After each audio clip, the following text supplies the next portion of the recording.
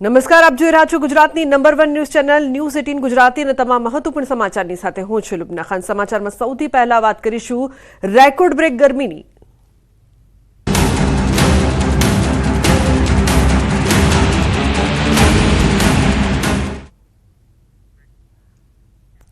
તો આજે 5 જિલ્લામાં હીટ વેવની આગાહી કરવામાં આવી છે। રાજ્યના 5 જિલ્લામાં ગરમીનું યેલો એલર્ટ આપવામાં આવ્યું છે। તાપમાનને લઈને હવામાન વિભાગની આગાહી। અમદાવાદ, ગાંધીનગર, કચ્છમાં હીટ વેવની આગાહી કરવામાં આવી છે।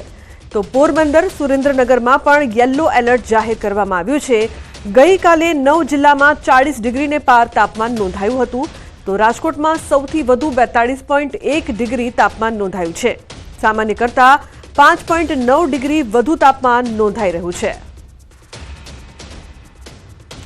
તો જે પ્રકારથી ગરમી સતત વધી રહી છે, મે પહેલા રેડ એલર્ટ અને યેલો એલર્ટની પણ આગાહી કરવામાં આવી ચૂકી છે અને આજે પણ રાજ્યમાં ગરમી છે તે વધુ જોવા મળશે। ખાસ કરીને અમુક શહેરોમાં આગાહી કરવામાં આવી છે। અમદાવાદ, ગાંધીનગર અને કચ્છ માટે હીટ વેવની આગાહી।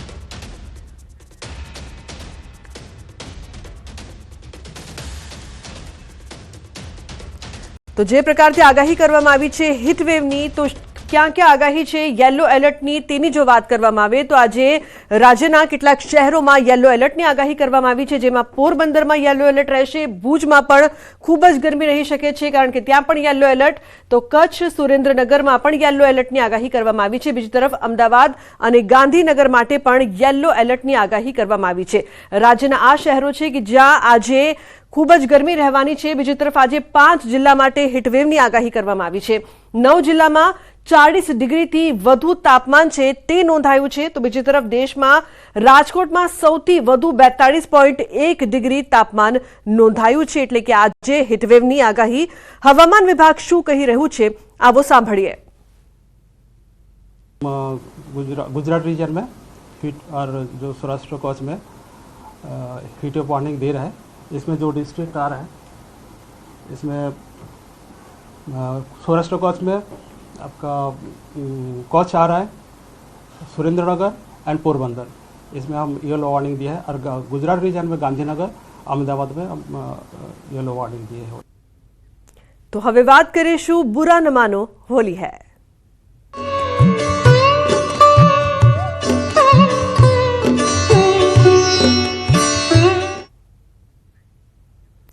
તો યાત્રાધામ ડાકોરમાં ફાગણ ઉત્સવની ઉજવણી। ફાગણી પૂનમ નિમિત્તે પગપાળા ભક્તોનું ડાકોરમાં આગમન।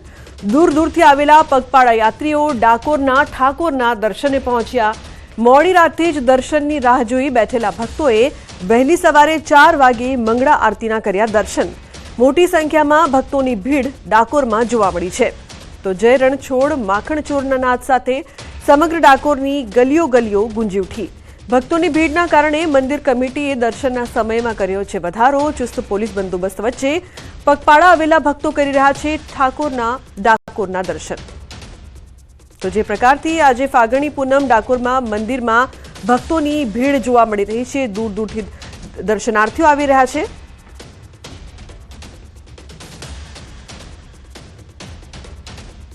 તો ડાકોરથી સંવાદદાતા ઉમંગ લાઈવ જોડાયા છે, તેમની પાસેથી વધુ માહિતી લઈએ। ઉમંગ, જે પ્રકારથી દૂર દૂરથી જે ભક્તો છે તે ખાસ પહોંચ્યા છે, આપ ત્યાં ઉપસ્થિત છો, શું વધુ અપડેટ છે? યાત્રાધામ ડાકોર ખાતે ફાગણ ઉત્સવનો અનેરો મહિમા હોય છે અને ફાગણ પૂનમના દિવસે લાખો ભક્તો ડાકોર પગપાળા આવતા હોય છે અને ડાકોરના ઠાકોરના દર્શન કરતા છે। દ્રશ્યો બતાવીશ જે પ્રકારે અત્યારે ડાકોરનું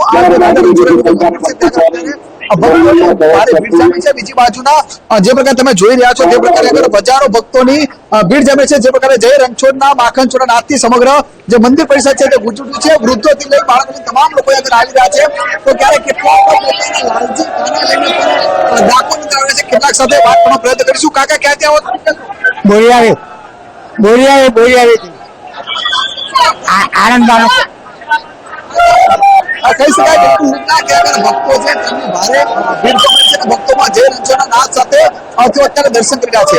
મહત્વની વાત કરવામાં આવે તો અત્યાર સુધીમાં 2 લાખથી વધુ શ્રદ્ધાળુઓએ ઠાકોરના દર્શન કરી અને આનંદની અનુભૂતિ કરી છે. બીજી બાજુ જે જિલ્લા તંત્ર છે, પોલીસ તંત્ર, તેમના દ્વારા તમામ પ્રકારની અહીંયા આગળ જે શ્રદ્ધાળુઓ છે તેમની વ્યવસ્થા કરવામાં આવી છે. મહત્વની વાત કરવામાં આવે તો 44 જેટલા રૂમના આડબંધ બનાવવામાં આવે છે અને આ 44 આડબંધ પસાર કર્યા બાદ ઠાકોરના દર્શન થાય છે. બીજી બાજુ જે વખત તમે દ્રશ્યો જોઈ રહ્યા છો, જય રણછોડ માખણ ચોરના નાદથી સમગ્ર જે મંદિર પરિસર છે તે ગુંજી ઉઠ્યું છે. મહત્વની વાત કરું લોકના તો આ વખતે 2 પૂનમ હોવાના કારણે આજે પણ ભગવાનને જે પ્રકારે આગળ ભક્તોનું ગુણામૃત રીતે આવતીકાલે ફાગણીપુરા વહેલી સવારે વહીવટી તંત્ર ધજા ચડશે અને તે દરમિયાન પણ કેટલાક ભક્તો છે કે જે પૂનમ ભરવા આવતા હોય છે તે આવતીકાલે આવશે. તેમજ ડાકોરની મહત્વની વાત કરું લોકના તો ડાકોરની અંદર જે રણછોડાય છે 1 મહિના સુધી ભક્તો સાથે હોળી રમે છે. અત્યારે મંદિરની અંદર ગુલાલ પરિસરની જે છે છોડી ચીતું છે ભક્તો અત્યારે દર્શન કરી આનંદની લાગણી અનુભવે છે. બિલકુલ ઉમંગ, જે પ્રકારથી મોટી સંખ્યામાં લાખો દર્શનાર્થીઓ આવે છે અને અત્યારે પણ આવ્યા છે, મંદિર પ્રશાસન તરફથી શું તૈયારીઓ કરવામાં આવી છે કે જેથી વિસ્તારમાં પણ તમામ લોકો દર્શનનો લાભ લઈ શકે ને અવ્યવસ્થા ન સર્જાય? લોકના ચોક્કસથી મંદિર પરિસર દ્વારા 44 જેટલા આરતી બનાવવામાં આવતા હોય છે. દ્રશ્યો પાછા બતાવીશ કે જે પ્રકારે અત્યારે જે દર્શનાર્થીઓ શાંતિથી દર્શન કરી શકે તે માટે તેઓ જઈ રહ્યા છે. વ્યવસ્થાની વાત કરું તો ડાકોરની અંદર 3 જેટલા રૂટ ઉપર 44 જેટલા આડબંધ બનાવવામાં આવે છે. આડબંધની અંદર જે શ્રદ્ધાળુઓ છે તેમને વારાફરતી કહી શકાય કે 1200 થી 1000 લોકોને વારાફરતી છોડવામાં આવે છે. 2500 થી વધારે પોલીસ કાફલા તૈનાત કરવામાં આવે છે. તેમજ આરોગ્યની 20 જેટલી ટીમો સમગ્ર શહેર ડાકોરમાં તરક હોય છે. લુબના 5 લાખથી વધુ ભક્તો દર્શન કરતા હોય છે, પરંતુ વ્યવસ્થા કરવામાં આવે છે. વ્યવસ્થાને લઈને ભક્તોને કોઈ પણ પ્રકારની અવગણ ના પડે તે વ્યવસ્થા કરવામાં આવી છે. અને ઠાકોરની મહેરબાની છે, કોઈ પણ ભક્તોને જે આવનાર છે તેમને માત્ર થોડી રાહ જોવી પડશે. દર્શનમાં 2 થી 2.5 કલાક જેટલો સમય લાગે છે, પરંતુ રસ્તામાં ક્યાંક કોઈ પણ ભીડ થતી નથી, કોઈ પણ દોડધામ જોવા મળતી નથી. એટલે ડુમના ચોક્કસથી કહી શકાય કે વહીવટીતંત્રે જે આયોજન છે તે સફળપૂર્વક રહેવાના કારણે ભક્તો આસાનથી રાજા રણછોડના દર્શન કરી શકે છે. બિલકુલ ઉમંગ, આભાર સમગ્ર માહિતી બદલ. જય રણછોડ માખણચોરના નાદથી ગુંજી ઉઠ્યું ડાકોર. તો યાત્રાધામમાં ભક્તોનું ઘોડાપુર, બજારમાં ધૂમ ખરીદી જોવા મળી રહી છે. વતન જવા પડાપડી લાગે છે. આજે તહેવાર છે, હોળીના પર્વને લઈને ધામધૂમથી તૈયારી કરવામાં આવી રહી છે. તો રાજ્યમાં ઠેર ઠેર હોળિકા દહનની તૈયારીઓને આખરી ઓપ અપાઈ રહ્યો છે. તો બીજી તરફ યાત્રાધામોમાં ભક્તોનું ઘોડાપુર જોવા મળી રહ્યું છે. દ્વારકા, અંબાજી, પાવાગઢ, ચોટીલા સહિતના યાત્રાધામોમાં શ્રદ્ધાળુઓ દર્શન કરવા પહોંચ્યા છે. તો આ તરફ તહેવારને લઈને બજારોમાં ધૂળેટીના રંગ સહિતની ધૂમ ખરીદી જોવા મળી રહી છે. તો બીજી તરફ રોજીરોટી માટે વતનથી દૂર ગયેલા લોકો વતન જઈ રહ્યા છે. રેલવે સ્ટેશન, બસ સ્ટેશન સહિતમાં મુસાફરોની ભારે ભીડ જોવા મળી રહી છે. આ તહેવાર ઉમંગ અને ઉલ્લાસથી ઉજવણી કરી શકીએ તે માટે સુરક્ષા તંત્ર સાથે આરોગ્ય તંત્ર પણ સતર્ક થઈ ગયું છે. ઇમરજન્સી સેવા કર્મીઓ ખડે પગે છે. દવાઓનો જથ્થો સહિત તૈયારી સાથે ઇમરજન્સી સેવા તંત્ર પણ સજ્જ છે. તો અલગ અલગ દ્રશ્યો અહીંયા સામે આવી રહ્યા છે. એક તરફ હોળિકા દહનની તૈયારી, ભક્તોનું ઘોડાપુર. તો પંચમહાલમાં હોળીનો તહેવાર અનોખી પરંપરાઓ સાથે ઉજવાય છે. સૌ પ્રથમ યાત્રાધામ પાવાગઢમાં હોળી પ્રગટાવવામાં આવે છે. બાદમાં આજુબાજુના ગામોમાં હોળી પ્રગટાવવાની પરંપરા જોડાયેલી છે. તેથી પાવાગઢ થોડી વહેલી હોળી પ્રગટાવવામાં અહીં આવે છે. સાથે પાવાગઢ ડુંગર ઉપર પ્રગટાવવામાં આવતી હોળીમાં માત્ર શ્રીફળનો જ ઉપયોગ કરવામાં આવતો હોય છે.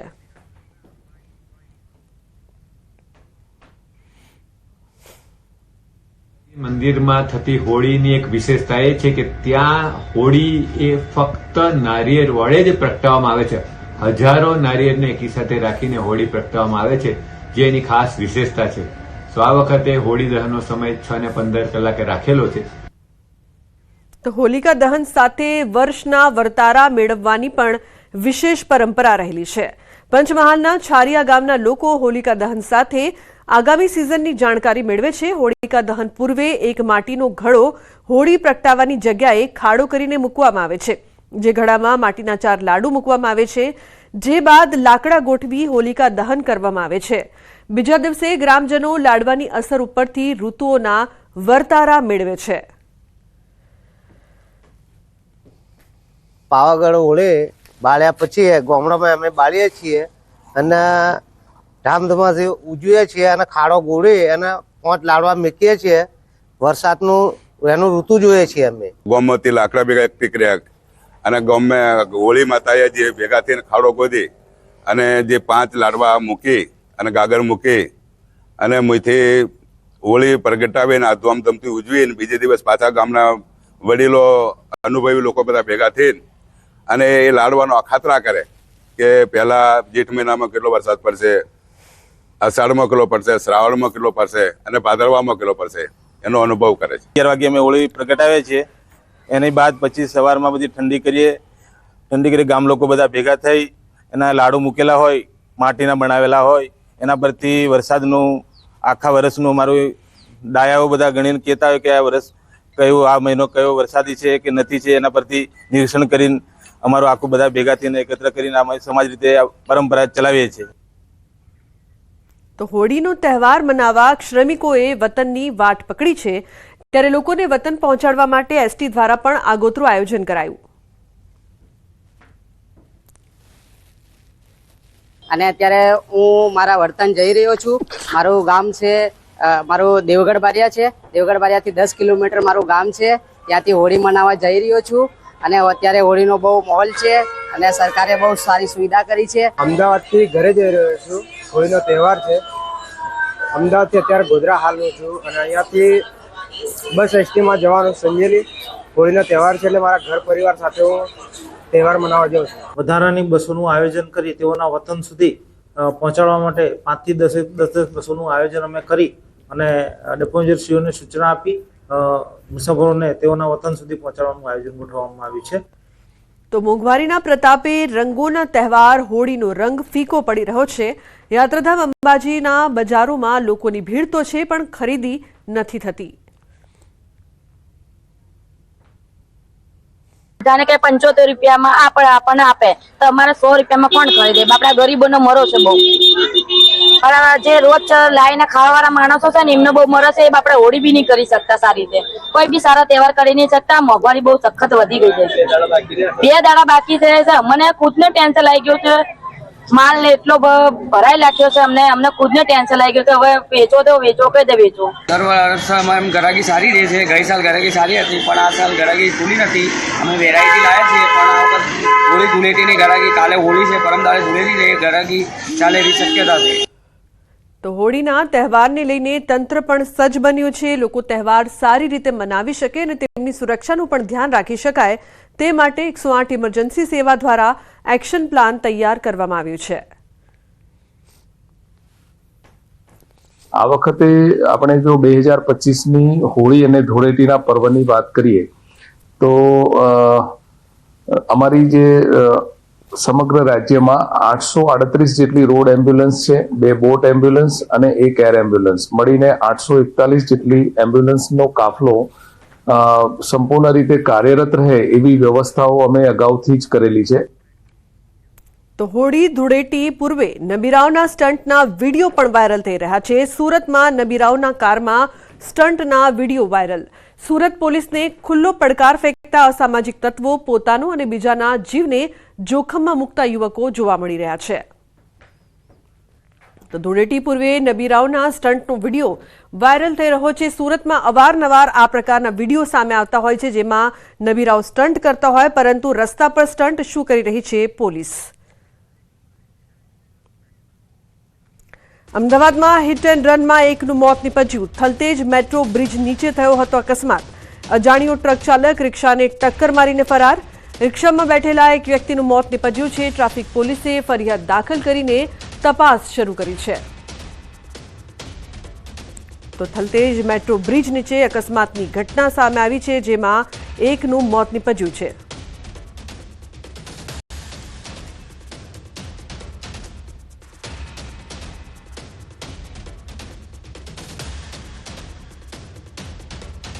સમાચારમાં આગળ વાત કરીશું અંધશ્રદ્ધામાં બલી.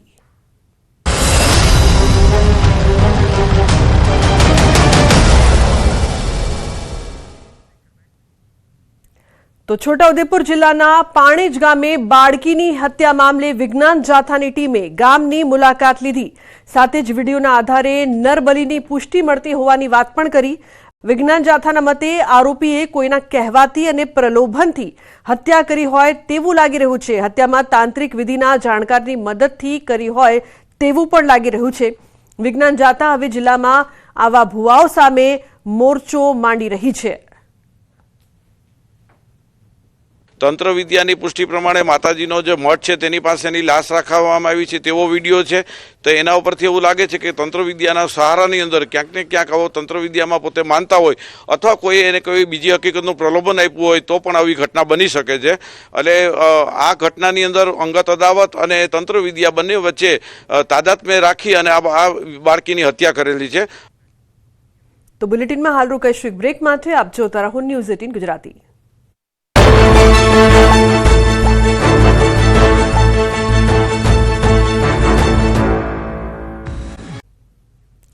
Welcome back. સમાચારમાં આગળ વાત કરીએ તો તાપી જિલ્લામાં ખૂંખાર દીપડાનો આતંક જોવા મળી રહ્યો છે.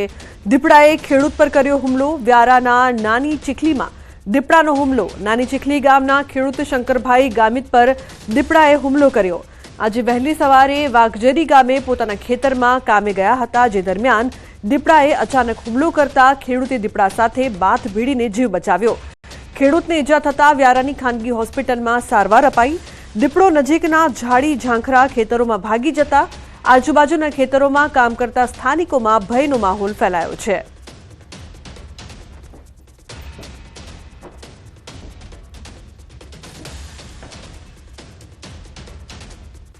સમાચારમાં આગળ વાત કરીશું રખડતા ઢોરનો ત્રાસ.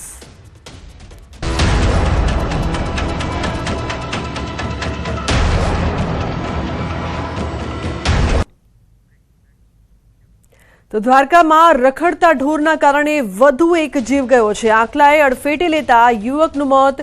ખંભાળિયામાં એક્ટિવા સવાર યુવકને લીધો અડફેટે. ગંભીર ઇજાઓ થતા 42 વર્ષીય વ્યક્તિનું મોત નીપજ્યું છે. નવી કોર્ટ બિલ્ડિંગ સામેના મેઇન રોડ પરની આ ઘટના છે. યુવાનના મૃતદેહને પોસ્ટમોર્ટમ અર્થે ખંભાળિયા સિવિલ ખસેડાયો છે. ખંભાળિયા જનરલ હોસ્પિટલમાં લોકોના ટોળા એકઠા થયા છે. ત્યારે લોકોએ કહ્યું કે ખંભાળિયામાં આંકલાઓના કારણે અગાઉ પણ અનેક અકસ્માતો થયા છે. પાલિકા તંત્ર હજુ પણ ગાઢ નિંદ્રામાં હોય તેવું લાગી રહ્યું છે. પ્રવીણભાઈ કારુભાઈ ધામા, ઉંમર વર્ષ 42 ને લાવેલા અને તે અમારા 10 ડૉક્ટર દ્વારા તપાસ થતાં તે મૃત હાલતમાં જ અહીંયા પહોંચ્યા અને તેની સાથે તેને લાવનાર દ્વારા હિસ્ટ્રી એવી આપવામાં આવેલી કે અહીંયા આપણી ખંભાળિયાની કોર્ટની સામેની સાઈડે એક આખલાએ તેને ઉલારતા તે સ્કૂટી ઉપરથી પડી જતા તેને લાગેલું અને તાત્કાલિક ત્યાં જે હતા એ લોકો ભેગા થઈ અને અહીંયા હોસ્પિટલ ખાતે પહોંચાડ્યા. પણ અમે એના માટે દિલગીર છીએ કે અમે આટલા પ્રયત્ન છતાં કંઈ બચાવી શક્યા નહીં. તો રખડતા ઢોરે વધુ એક નાગરિકનો જીવ લીધો છે. નવસારી શહેરમાં જીઆઈડીસી વિસ્તારમાં રખડતા ઢોરના કારણે મોતની ઘટના સામે આવી છે. માતાને નોકરી પર મૂકીને પરત ઘરે ફરી રહેલા યુવકને રખડતા ઢોરે અડફેટી લેતા મોત નીપજ્યું. માત્ર 21 વર્ષના પ્રિન્સ રાઠોડનું ઘટનામાં મોત થતા પરિવારમાં આક્રંદનો માહોલ. મહત્વનું છે કે શહેરીજનો રોડ પર ચાલતા ક્યારે રખડતા ઢોરનો ભોગ બને તે નક્કી નથી. લોકો હવે રોડ પર ચાલતા ડર અનુભવી રહ્યા છે. તે દૂર થાય તે જરૂરી છે. અવારનવાર બનતી ઘટનાઓ બાદ પણ પાલિકા યોગ્ય કાર્યવાહી કેમ કરતી નથી તે સવાલ છે. સામાન ભૂલી ગયેલા, પાછા પરત લેવા ગયા, પાછા લઈને આવતા હતા એવામાં રખડતા ઢોર સાથે અડફેટે આવી ગયા ને પડ્યા. વિભાગમાં મોત લગભગ ઘટના સ્થળે જ થઈ ગયેલું હતું. પછી મહાનગરપાલિકા દ્વારા ઢોર નિયંત્રણ વિભાગ દ્વારા આ કામગીરી પૂરજોરમાં શરૂ કરવામાં આવેલી છે. સિટી વિસ્તારમાં તેમજ આજુબાજુના વિસ્તારોમાં રખડતા ઢોરોને પકડીને પાંજરાપોળમાં મોકલવામાં આવે છે. ગઈકાલે રાત્રે જે બનાવ બન્યો છે એની અમને હમણાં જાણ થઈ છે, તો એ બાબતે અમે તપાસ કરીશું અને ત્યાં પણ જે કંઈ ઘટતું કરવાનું હશે અમારી ટીમને મોકલાવીને કરાવીશું અને ભવિષ્યમાં આવું અકસ્માત ન બને એની માટે અમે પૂરેપૂરી તકેદારી લઈશું. તો બુલેટિનમાં હાલ બસ આટલું જ. તમામ મહત્વપૂર્ણ સમાચાર માટે આપ જોતા રહો ન્યૂઝ 18 ગુજરાતી. નમસ્કાર.